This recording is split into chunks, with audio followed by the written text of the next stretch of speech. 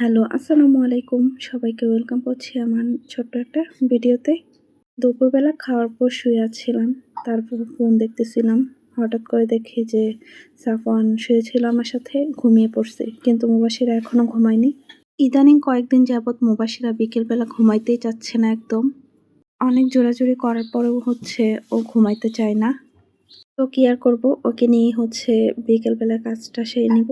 তো আমি আমার জুতাগুলা খুঁজতেছিলাম, পরে দেখি যে বারান্দায় আমি ধুয়ে রাখছিলাম জুতাগুলা।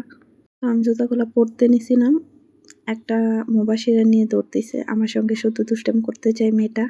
আর এই দিক দিয়ে আমার ছেলেটা ঘুমাচ্ছিল, আর এই দিকের অবস্থা দেখেন, কি একটা নাজেহাল অবস্থা, পুরা অগোছালো সবকিছু।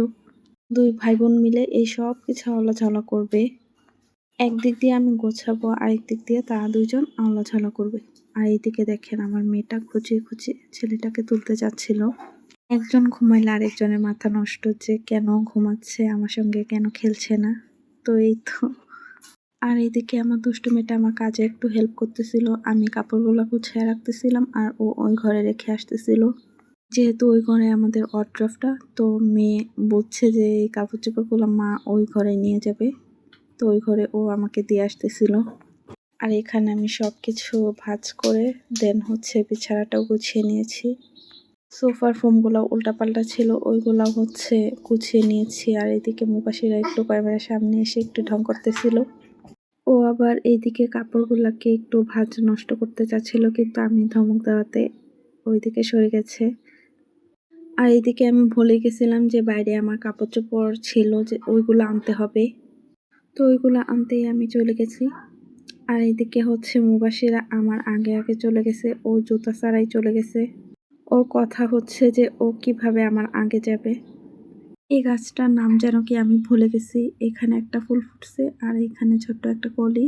আর ওই সাইডের গাছটাতেও একটাই মাত্র ফুল ফুটছে, আর অন্য সাইডে কিছু কিছু কলি দেখা যাচ্ছে। আর এখানে আমার গোলাপ গাছে একটা সুন্দর গোলাপ ফুটছে। মাশাআল্লাহ, এখন গোলাপের পাপড়িগুলো পড়ার সময় হয়ে গেছে। আর ওই সাইডের ডালেও একটা হয়েছিল, কিন্তু কে যেন আর কি ছিঁড়ে নিয়ে চলে গেছে। আমি এদিকে ফুলের ভিডিও করতেছিলাম, আর ওই দিক দিয়ে মুবাশিরা কাপড়গুলো পাড়ার চেষ্টা করতেছিল। ও যেটা হাত দিয়ে পাইছে ওইটা পেরে নিছে। আর এখানে ও কান্না করতেছিল যে আমাকে একটু কিছু দাও, আমি নিব। তো আমি কিছু হাফ প্যান্ট ওর হাতে দিয়েছি, আর একটা কাঁথা যেটা ও আগেই নিছিল। আমার কাপড় নেওয়া শেষ হয়েছে, কিন্তু ও আমার আগে এখন চলে আসছে। এই যে আবার পড়ে গেছে। কথা হয়েছে ও সবকিছু আমার আগে আগে করবে। তাড়াহুড়া করতে গিয়ে ও আবার ২-১ বার পড়েও গেছিল। এইখানে আমরা ঘরে চলে আসছি, কিন্তু আবার আমার এক গাদা কাপড়-চোপড় ভাঁজ করতে হবে। মুবাশিরের হাতে যেগুলো ছিল সেগুলা এনে বিছানার মধ্যে রাখছে, আর এখানে সে দাঁড়িয়ে আছে। আল্লাহ হাফেজ সবাইকে।